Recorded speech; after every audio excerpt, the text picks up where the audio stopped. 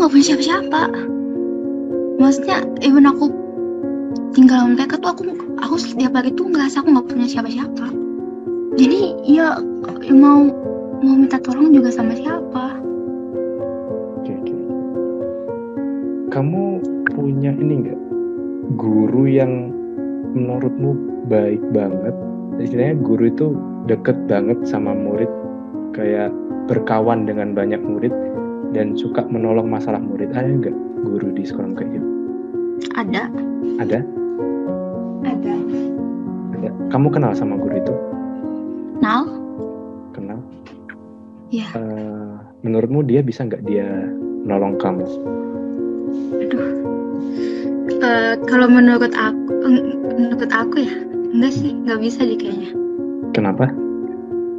Karena kalau soal sekolah sama keluarga siswa tuh agak susah ya, kayak gimana? Oke. Kamu ada wali kelas?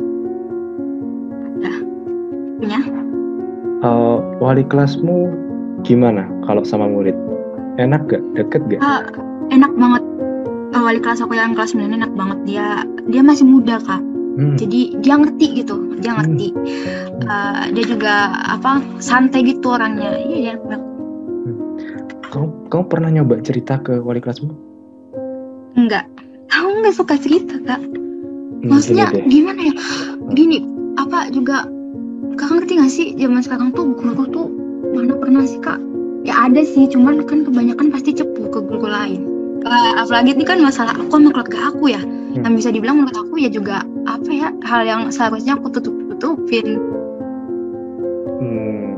Oke.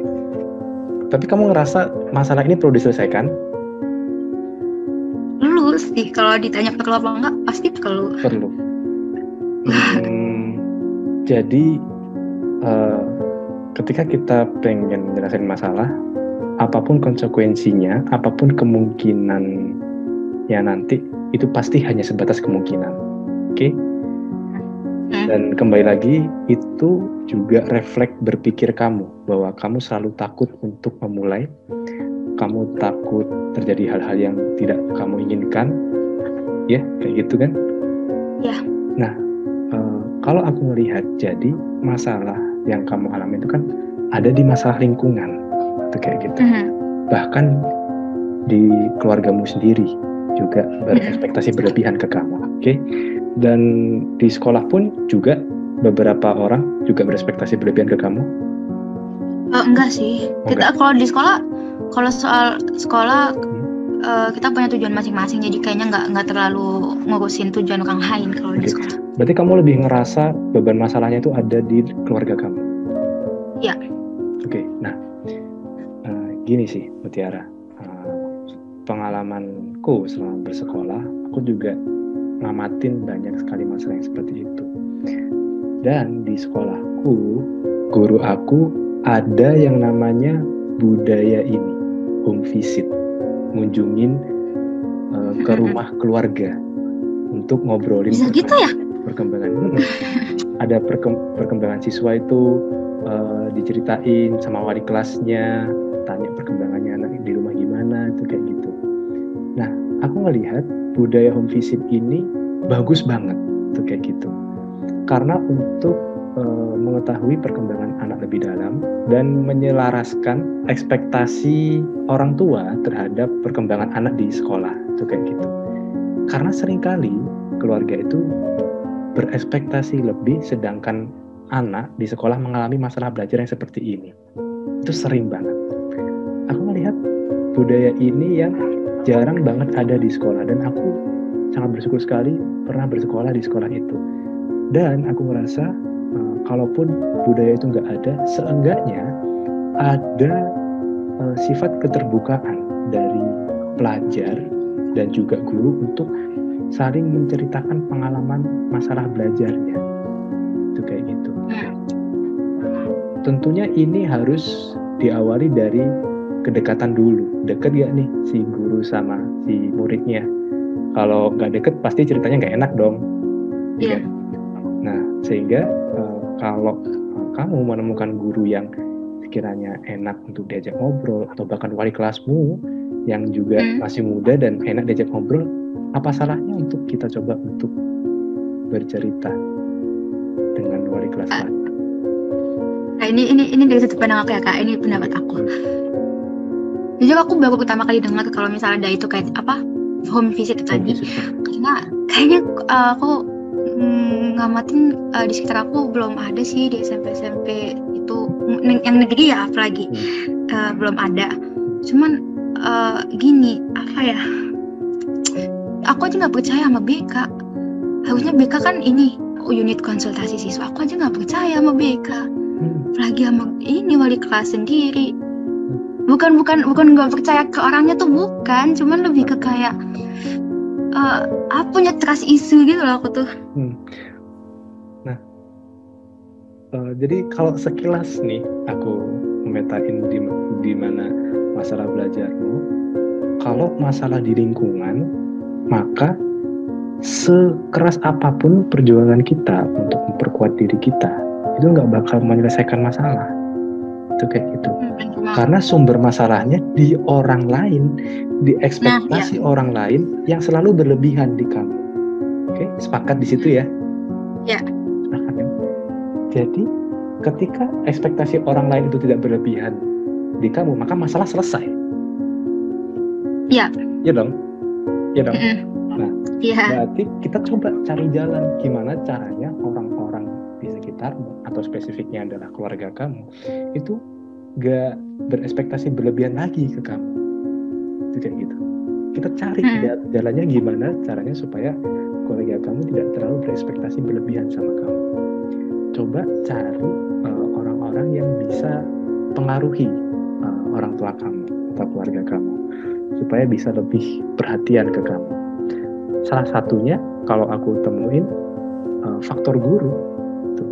Karena guru kan sebagai orang yang dipercaya oleh orang tua untuk mendidik anaknya, ya kan? Nah jadi sepertinya peranan guru ini sangat-sangat penting untuk menyelesaikan masalah yang kamu alami. Dalam hari ini adalah ekspektasi orang lain atau keluargamu yang berlebihan sama kamu. Gitu. Gimana menurutmu? Atau ada nggak orang lain selain guru yang mungkin bisa membantu menyelesaikan masalahmu? Gini, kemarin waktu aku ini pertama kali datang ke profesional buat minta bantuan ke psikolog ya lebih tepatnya, itu kan ini psikolog ini nanya ke aku, kira-kira kamu perlu nggak? Kira-kira saya perlu nggak ngobrol sama orang tua kamu? Terus saya bilang, iya saya perlu gitu. Saya perlu kalau misal diomongin sama orang tua gitu. Udahlah itu diobrolin. Jadi orang tua aku, ibu aku, iya orang tua aku. Tapi waktu itu ibu aku sendirian ya. Ibu aku itu ngomong sama ini tadi psikolog aku. Terus ngobrol lah itu mereka. Aku nggak tahu ngobrol apa karena waktu itu aku disuruh keluar. Dan aku ngerasa semenjak itu sih lebih perhatian. Tapi ya setelah periode itu selesai ya udah sih kayak biasa lagi. Semua normal kembali. Iya, setelah deket-deket itu aja, setelah deket-deket konsultasi psikolog itu aja. Psikolognya nggak ngobrol sama ayahmu? Ayahku waktu itu nggak ikut. Yang aku cuman sama ibu aku aja. Bisa nggak kamu request ke psikolognya untuk ngobrol juga ke ayahmu? Aduh, nggak bisa deh kayaknya. Nggak bisa, kenapa? Karena apa ya, ayahku tuh tipe orang yang gimana ya Kak? Aduh, nggak bisa jelasin aku, tapi kayaknya nggak bisa, kayaknya nggak memungkinkan. Atau jangan-jangan itu ketakutanmu? Enggak, beneran. Beneran? Ini ayahku tuh takut sama aku sebenarnya. Oh? Karena iya beneran, ini gue bohong. Kamu nyamin? Karena aku di rumah kan nggak pernah ngomong ya, nggak pernah ngobrol. Terus aku tuh paling nggak suka, aku paling terganggu kalau ada suara, apalagi suara ribut. Nah adik aku tuh kayaknya hampir tiap belajar dia tuh ribut. Nah aku tuh kalau udah marah kayak serem gitu emang. Terus kadang aku kalau ditanya tuh cuek gitu loh. Emang aku dasarnya kalau di rumah tuh malas ngomong. Jadi sebenarnya ayahku tuh takut sama aku, tapi ayahku tuh tipe orang yang ya gimana ya gitu deh pokoknya. Tapi yang ngobrol kan psikolognya sama ayah kamu, bukan kamu yang ngobrol sama ayah kamu. Gimana? Tapi kan ini apa? Aku kan harus ngomong dulu ke beliau kalau misal mau nggak ini ke psikolog bareng aku, nah gitu kan pasti ngomong dulu kan awalnya mau nggak kalau datang berangkat ke psikolog sama aku, karena awalnya gitu dulu kan pasti dari rumah. Nah itu kayaknya nggak bisa deh ngomongin tuh. Gak bisa. Apa? Kenapa? Buat apa? Kenapa ya? Canggung lah. Ya canggung bisa jadi. Atau gini malah kasih surprise, jadi kamu apa lagi? kamu telepon canggung sama kamu telepon psikolognya, suruh datang ke rumah untuk ngobrol sama ayam. Gimana ya? Karena solusinya di situ. Inti dari masalahnya kan lebih ke ayahmu, betul? Enggak sih, enggak cuma ayahku kan. Enggak sih. Ayahku tuh berperan di sini paling cuma 25%. 35 lah ya, 35. 75%-nya tuh dari saudara-saudara aku. Saudara-saudaramu kayak sepupu? Kayak tante, bibi, bude, gitu-gitu. Karena kita kan hidupnya tuh berdampingan gitu. Iya gitu ya. Kalau udah kayak gini, kalau memang banyak orang dewasa yang menjadi toksik buat pelajar, lagi-lagi sepertinya butuh media yang seperti ini supaya mereka lebih tahu. Jadi memang tujuan dari konten ini di sisi lain untuk sebagai media untuk curahan hati bagi para pelajar, di sisi lain juga sebagai media untuk para orang-orang, terlebih orang dewasa yang punya anak atau bahkan punya saudara atau bahkan di lingkungannya ada pelajar, untuk kita lebih memahami dan lebih peka akan masalah belajar. Jadi mungkin nih Mutiara, kalau konten ini udah dirilis, nanti mungkin bisa kamu upload, kamu share linknya di status WA atau siapa gitu. Tapi mereka kenal suaramu nggak? Kenal dong, kenal lah pasti. Apa mereka itu siapa maksudnya? Yang menurutmu toksik gitu. Kalau mereka kayaknya nggak pernah sih. Kalau even aku bikin status kayaknya, kalau misal aku bikin status kayak gitu kayaknya nggak akan dibuka sih. Nggak akan dibuka. Kayaknya loh ya, kayaknya. Atau Japri, maaf salah kirim gitu. Gimana ya? Gatal juga sih. Mereka harus tahu gimana caranya. Berani nggak cerita sama wali kelasmu? Nggak berani, jujur. Nggak berani, serius? Nggak berani. Terus gimana dong cara supaya mereka bisa sadar? Iya, nggak bisa sih. Mau gimana? Bisa, mungkin emang bisa. Tuhan Nggak ada kata nggak bisa. Nggak ada kata nggak bisa. Kalau kamu bilang nggak bisa, selamanya kamu bakal kayak gini. Dan ini bakal bahaya banget tau buat masalah. Aku tahu, tapi kalau dipikir-pikir lagi ya gimana Kak? Maksudnya ya, aku juga mikir gimana ya nggak bisa. Gini deh,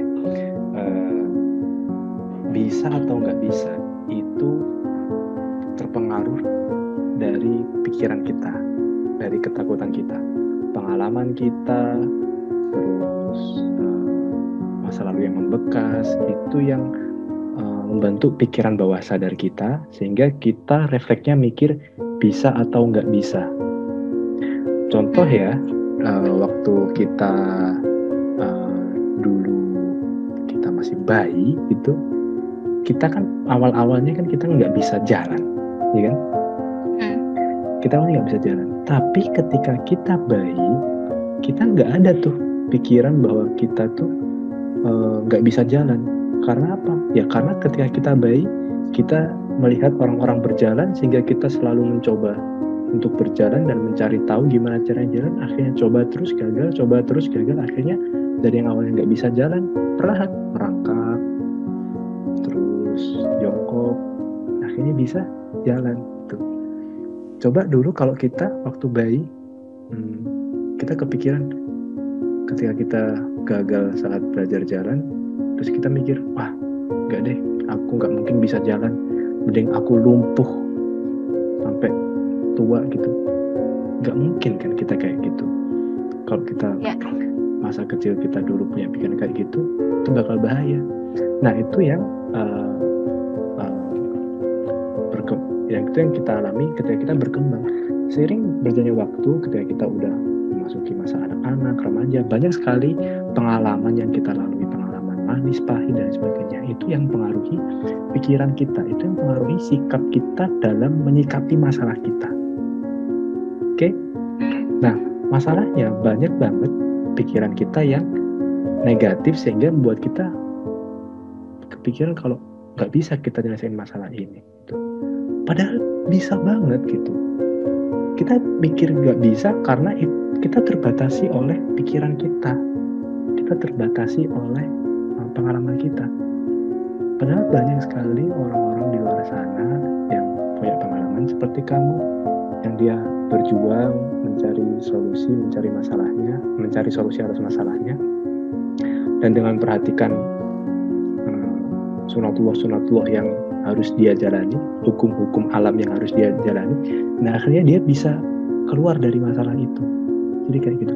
Setiap masalah itu pasti ada solusinya. Kayak gitu. Di balik masalah itu pasti ada solusinya. Sehingga kita punya tanggung jawab untuk cari solusi dari masalah itu. Dan justru seringkali solusi itu udah ada sejak lama. Gitu. Udah kita temukan sejak lama, tapi kita enggan untuk mengambil solusi itu. Karena itu tadi, karena pengalaman kita, karena ketakutan kita. Ibarat kita punya mindset block, punya pikiran kita terbatasi, dan mental kita juga terbatasi karena ketakutan kita. Jadi, kalau kita pengen menyelesaikan masalah, kita harus melawan diri kita terlebih dahulu. Oke? Iya. Sebelum kita menyelesaikan ekspektasi orang lain, yuk kita coba refleksi diri kamu, coba Tiara. Ketika orang lain berekspektasi lebih ke kamu dan itu menjadi hal yang toksik di kamu, bisa jadi justru bayangan mereka, kehadiran mereka itu masuk ke dalam pikiran, masuk ke kepribadianmu tanpa sadar, sehingga ketika mereka udah nggak ada sekalipun, dampaknya tetap kerasa di kamu. Jadi justru masalahnya bukan lagi di orang lain, tapi di diri kamu sendiri. Oke? Jadi langkah pertama yang perlu kita pecahkan terlebih dahulu, lawan ketakutan diri kita terlebih dahulu, sepertinya Mutiara. Apapun yang bikin kita takut, apapun pikiran kita, anggaplah itu hanya pikiran lalu saja, hanya bayang-bayang saja yang itu tidak akan pernah terjadi. Itu kayak gitu. Faktanya ini adalah masalah yang harus kamu selesaikan. Sehingga solusinya kita perlu melawan diri kita sendiri, sehingga kita bisa menemukan solusi-solusi yang dalam tanda kutip berani untuk kebaikan masa depan kita sendiri. Mulai menemukan solusi, Mutiara?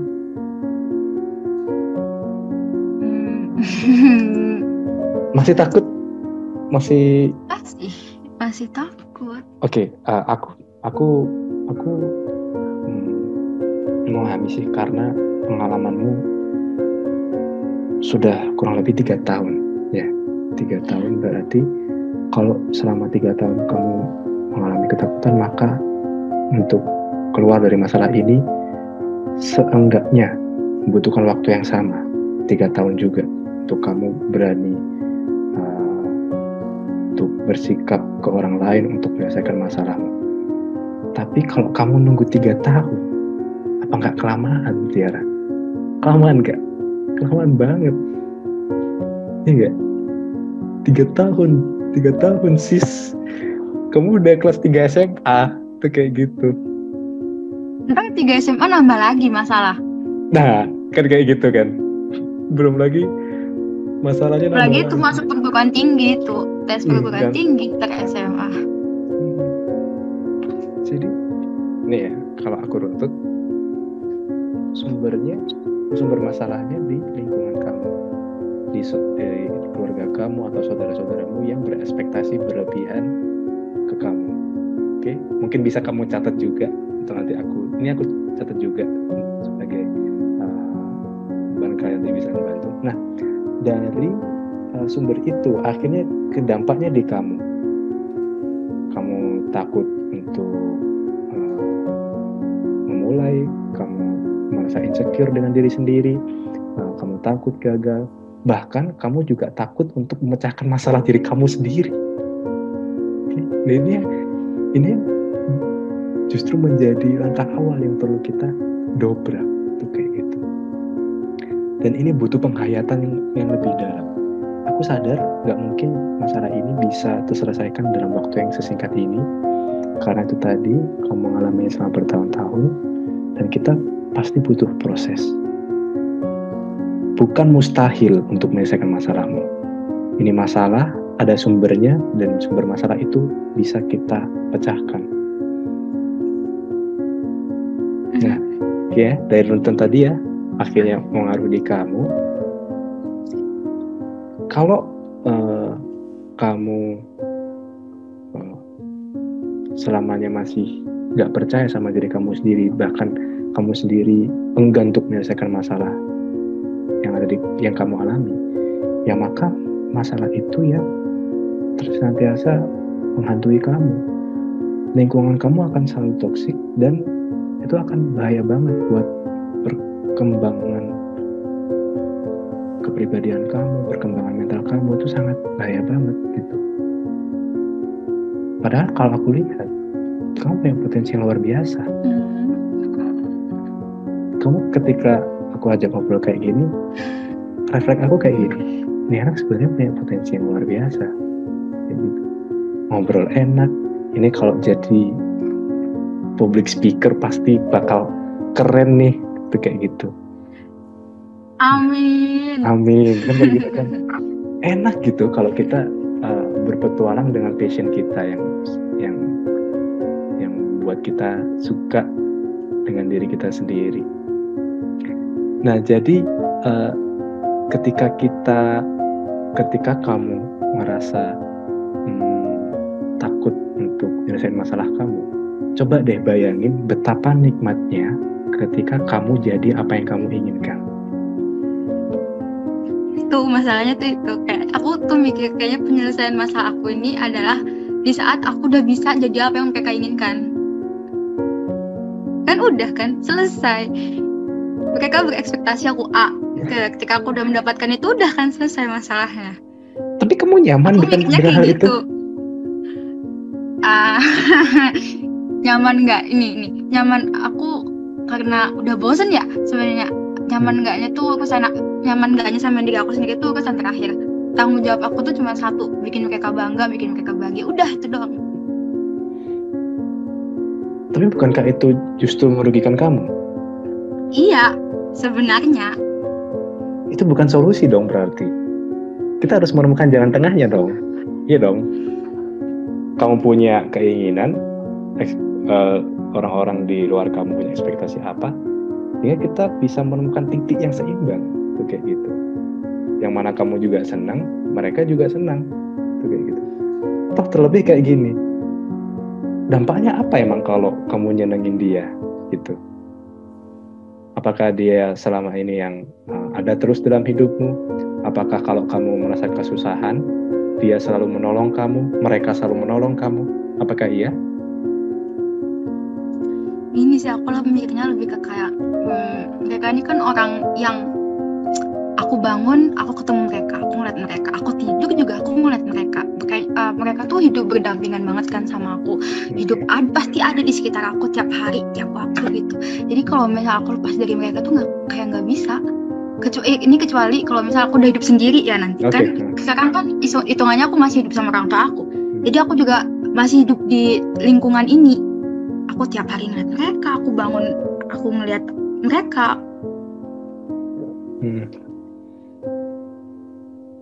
Intinya ya karena kau masih belajar, maka hidup kau masih bergantung dengan mereka. Oke. Tapi budaya komunikasimu nggak terbuka ya dengan mereka?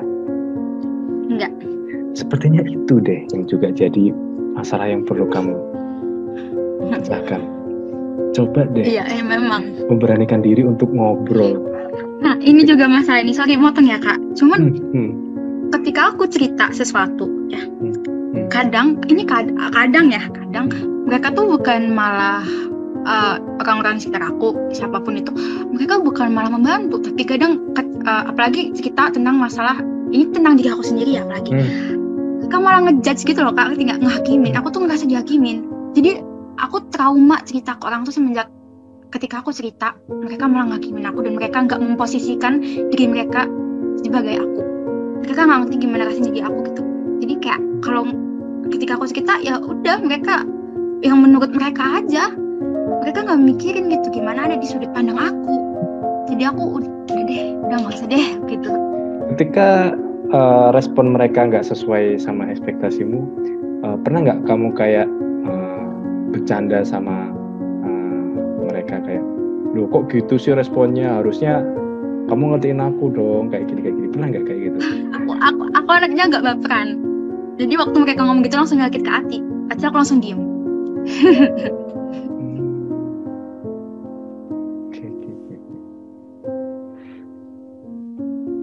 Tapi kamu orangnya enak loh kalau diajak ngobrol, serius deh. Harus. Aku tuh enak diajak ngobrol sama orang yang nggak deket sama aku. Sorry, terkalat. Di luar lingkungan rumah. Di luar lingkungan rumah aku anaknya enak diajak ngobrol. Kok bisa? Tapi kalau di lingkungan rumah, kok bisa? Karena mereka salah satu sumber masalah aku. Jadi aku malas ngomong sama mereka. Kamu kepikirannya gitu ya? Mereka sumber masalah kamu? Aku kalau udah nggak suka sama orang, aku ngeliat aja malas, apalagi ngomong. Oke, sekarang gini. Ada sudut pandang kayak gini. Ini menarik nih. Jadi sebagai orang, seringkali kita tuh suka menyalahkan orang lain atas masalah yang kita miliki, kayak gitu. Misalkan kita ngerjain tugas gitu ya, nilai kita jelek gitu. Biasanya kita nyalahin siapa? Nyalahin guru misalkan. Guru ini kalau ngajar gak pernah bikin paham, jarang masuk gitu, kayak gitu kan. Sering kan kayak gitu, ya gak? Nah, ketika refleks kita menyalahkan orang lain atas suatu masalah, maka kita malah gak bisa menemukan solusi atas masalah itu. Bakal menjadi berbeda kalau refleks kita adalah, kalau kita menemukan masalah, yang kita salahkan adalah sikap kita terhadap masalah tersebut. Oke, beda ya. Kalau dalam contoh tadi, kita ngerjain tugas, nilai kita buruk, atau kita ngerjain ulangan, nilai kita buruk, biasanya pelajar-pelajar nyalahin gurunya nggak bener ngajarinya kayak gini. Padahal juga ada faktor di mana kita juga salah. Kalau misalkan gurunya itu nggak bisa ngajarin dengan bikin kita paham, kenapa nggak kita mencoba belajar yang lebih? Kenapa nggak kita belajar bareng kelompok gitu? Kenapa nggak kita, kalau butuh bimbel misalkan, kenapa nggak kita juga belajar di bimbel, kayak gitu? Nah, sehingga sebenarnya masalah itu juga ada peranan kita yang salah, kayak gitu. Nah, kalau kita fokusnya terlalu menyalahkan ke orang lain yang tidak bisa kita kendalikan, maka akan selamanya masalah itu tidak kita temukan solusinya. Paham dari situ? Paham. Sebaliknya, kalau kita menyadari bahwa ada sikap kita yang salah, ada peranan kita yang salah, kita jadi bisa mengontrol masalah itu. Kita jadi bisa membuat masalah itu tidak terjadi lagi, atau sedikit demi sedikit mulai hilang masalah itu, terminimalisir. Oke, kalau contohnya tadi kita ngerjain tugas atau ulangan buruk, masalah di kita apa? Yaitu tadi, kenapa nggak kita belajar lebih? Kenapa nggak kita belajar di bimbel atau bahkan? Nah, sehingga kita nggak bakal lagi tuh dapat nilai yang buruk, walaupun si guru itu tetap aja kayak gitu. Sehingga masalah itu nggak terjadi lagi. Kita bisa mengantisipasi masalah sendiri. Nah, sekarang kalau kita terapin di masalah kamu, di mana kamu nganggep mereka orang-orang terdekatmu itu sebagai sumber masalah, itu yang sepertinya bikin kamu sulit menemukan solusinya. Coba sudut pandangnya digeser. Mereka bukan sumber masalahnya, tapi sikap kamu terhadap sikap mereka. Jadi kita bermain peran. Oke. Kalau mereka semaunya sendiri, maka kita enaknya gimana ya? Kita melakukan mereka kayak gimana supaya nggak jadi hubungan yang toksik gitu. Kalau kita semaunya sendiri, ya pasti jadinya jadi lingkungan yang toksik. Itu kan kayak gitu. Nah, jadi kalau keluarga kamu atau orang-orang terdekat kamu itu berekspektasi lebih ke kamu, maka yang perlu kamu cari solusinya, gimana sikapmu terhadap ekspektasi mereka. Misal kamu bercandain ekspektasi mereka, kamu tetap bergaul dengan baik dengan mereka, terus kamu ajak ngobrol seperti kawan, itu kayak gitu. Walaupun ujung-ujungnya mereka ngejudge, tetap aja anggap itu sebagai teman yang kamu akrabin, itu kayak gitu.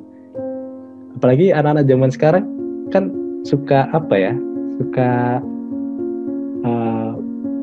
suka ngobrol banyak hal gitu. Sekarang perubahan kan banyak banget, TikTok, Instagram, banyak konten-konten yang baru, banyak hal yang trending. Akhirnya kan banyak hal yang bisa diperbincangkan, diobrolin bareng, guyonan bareng, kan kayak gitu. Oke. Mulai menemukan sudut pandang baru. Gimana sikapmu ke orang-orang sekitarmu? Jadi ya aku nggak sepenuhnya nyalain orang-orang sekitarku. Aku sering ngaca kok. Kayak aku juga salah. Salahku di sini komunikasi aku yang nggak baik ke mereka. Karena aku udah keburu nggak suka, keburu takut buat cerita ke mereka kan. Itu pertama. Terus kedua juga aku tipikal orang yang nggak mau besar-besarin masalah. Jadi kalau misal udah ada masalah nih, yang sebenarnya aku bisa nih ngomong ke mereka, aku bisa berontak, aku bisa ngomong ke mereka, aku nggak suka gitu, aku nggak mau. Tapi aku tipikal orang yang nggak suka besar-besarin masalah tadi. Jadinya ya udah aku terima. Kayak itu masalah sih, karena kan akhirnya mereka keterusan memperlakukan semena-mena. Tapi itu juga awalnya kan asalnya dari aku yang nggak bisa ngomong ke mereka apa maksud aku. Balik lagi ke komunikasi. Terus juga aku takut duluan. Ini faktor utamanya kayak gini. Aku takut duluan tiap kali aku memulai sesuatu, tiap kali aku mau ngomong sesuatu, aku selalu takut duluan. Karena aku udah ada pikiran macam-macam. Setiap kali aku mau ngomong aku takut ntar gimana ya mereka mikir aku waktu aku ngomong kayak gini. Aku udah punya pikiran macam-macam, jadi aku udah takut duluan ketika aku ngobrolin tentang sesuatu kayak gitu. Sebenarnya kuncinya ada di komunikasi ya. Nah tapi itu balik lagi, ini komunikasiku ini yang emang bermasalah. Oke. Ini kalau aku boleh berbagi ilmu, jadi komunikasi itu emang ada dua jenis. Ada komunikasi personal dari orang ke orang kayak gini, ini komunikasi personal ya, atau komunikasi publik. biasanya orang yang presentasi itu komunikasi publik. Nah, memang itu dua hal yang berbeda. Biasanya orang yang jago ngomong di depan publik itu ngomong secara personal kayak gini tuh susah, bahkan gak nyaman tuh kayak gitu. Sebaliknya juga ada orang yang suka ngobrol personal kayak gini, tapi ngobrol di publik, di umum itu gaguk, gak bisa. Itu kayak gitu. Nah, jadi kalau aku lihat, kamu kalau komunikasi personalmu enak, itu ngobrol sama aku kayak gini, aku merasa nyaman juga, asik kamu gitu, bisa terbuka gitu.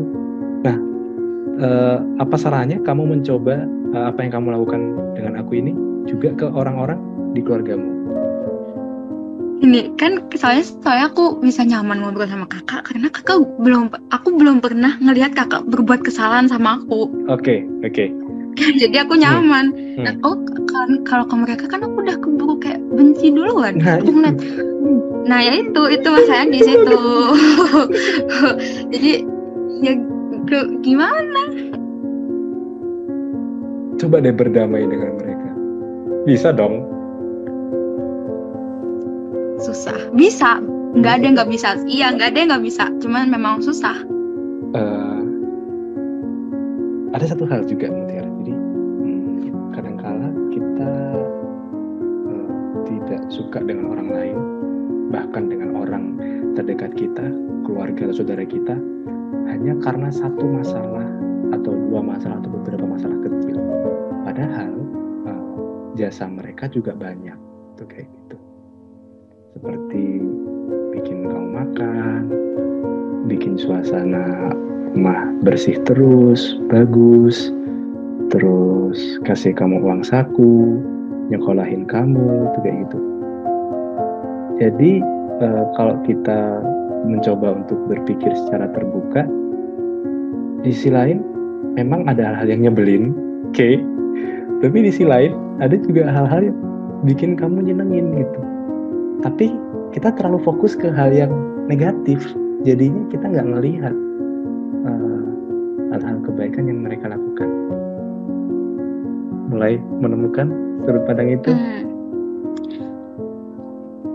Iya, oke. Aku isunya kalau apalagi orang tua aku sendiri ya. Iya, aku juga punya sudut pandang kayak gitu ke orang tua aku sendiri. Kalau misal dibilang aku nggak suka juga, ya gimana? Aku dari kecil dirawatnya sama mereka, dikasih makan juga. Ya masa ya aku nggak suka gitu kan? Cuman di beberapa kondisi ada masanya aku tuh jengkel banget, sejengkel-jengkelnya. Apalagi kalau menyangkut masalah problem ini. Tuh kadang jengkel banget, tapi kalau sebenarnya aku tuh gimana, aku ngobrol biasa tuh bisa, cuman kalau ngomongin tentang masalah aku ini ya nggak bisa. Kita ngobrol biasa sebenarnya bisa, ngobrolin tentang masalah aku nggak bisa.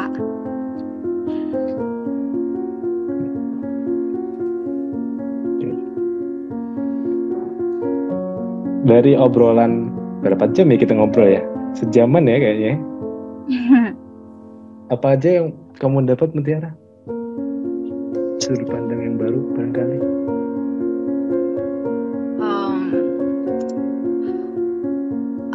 Aku harus mengubah diri aku sendiri. Yang pertama itu sih. Dan harus percaya sama diri aku sendiri. Harus yakin sama diri aku sendiri, walaupun ya emang kelihatannya agak mustahil. Cuman ya insya Allah bisa. Cuman membutuhkan waktu. Terus apalagi aku jasa mereka kok aku banyak. Aku nggak benci sama mereka. Aku benci ke mereka cuman di beberapa kondisi aja. Cuma selebih itu aku nggak akan benci sama mereka sampai yang selama itu juga enggak. Karena buat aku mereka tetap dunia aku, terlepas dari apapun yang terjadi. Dan tanpa mereka tuh aku kiamat ya, istilahnya tuh kayak gitu. Jadi aku harus juga bisa bangun komunikasi yang baik sama mereka mungkin. Ya, dan bisa dan nggak nyerah sih sama kondisi ini.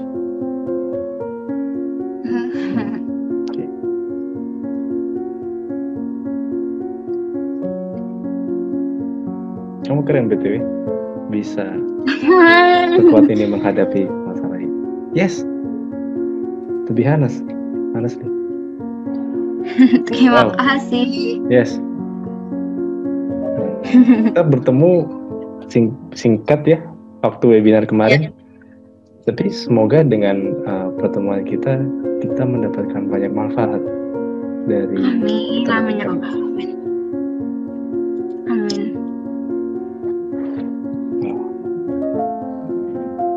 Apalagi yang kamu dapetin? Perlu merubah diri sendiri, percaya dengan diri sendiri. Kemustahilan karena persepsi kita saja yang tidak mesti benar. Jasa saudara kita juga banyak sehingga kita harus bersikap baik juga. Apalagi?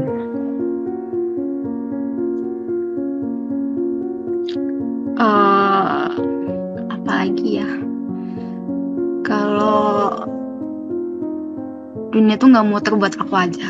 Itu aku selalu mikir itu dari dulu. Kalau dunia nggak muter buat aku aja.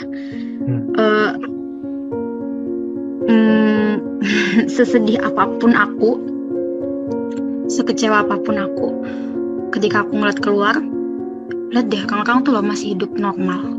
Jadi ya sesedih apapun aku, sekecewa apapun aku tuh dunia tetap berputar. Dan dunia nggak berputar cuman buat aku doang. Di dunia ini tuh banyak orang lain. Kadang memang aku terlalu mentingin diri sendiri. Ya itu jeleknya aku juga. Kadang aku di beberapa saat aku terlalu mentingin diri aku sendiri, mungkin sampai aku lupa kalau misal mereka tuh baik sebenarnya. Cuman aku aja yang keburu nggak suka. Gitu.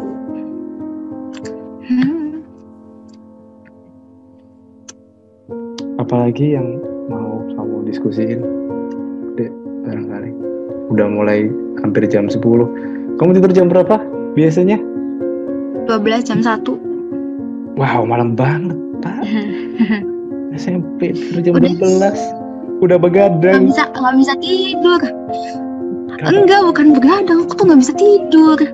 Nggak bisa tidur, susah tidur. Iya mungkin. Iya mungkin gitu. Iya sih, udah itu aja. Oke. 2 pertanyaan terakhir. Yes. Apa harapanmu terhadap pendidikan Indonesia?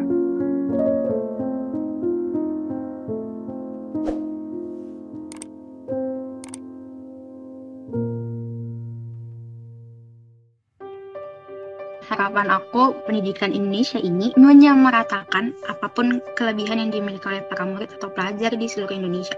Karena semua anak itu punya keunikannya masing-masing, punya kelebihannya masing-masing, dan masih banyak loh kelebihan anak-anak Indonesia yang dianggap sebelah mata.